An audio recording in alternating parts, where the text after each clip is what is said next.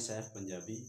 जब हमने अपने आप को अल्लाह के सामने पेश करना है तो किस अंदाज में पेश करना है। यकीन जाने अल्लाह हमसे बहुत ही प्यार करता है, बहुत ही मोहब्बत करता है, लेकिन हम अल्लाह के दर पे जाते नहीं हैं।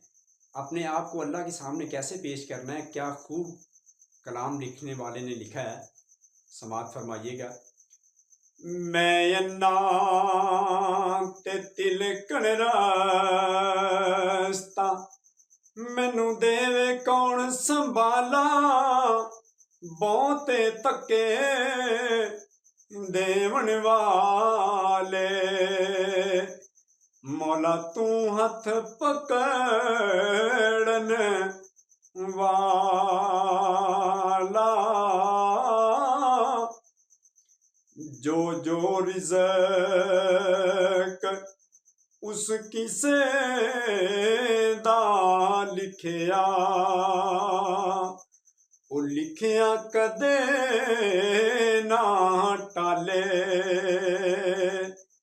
ओ भावें लख हजार बुराइयां तके, फिर भी उसनू पाले।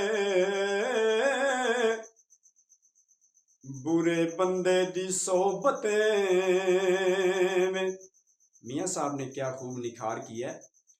बुरे बंदे दी सोबतें में जिमें दरख्त खजूर,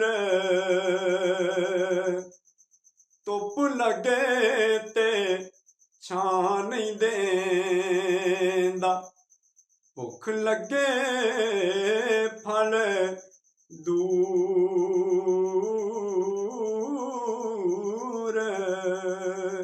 वीडियो अच्छी लगे चैनल जरूर सब्सक्राइब करें। शुक्रिया।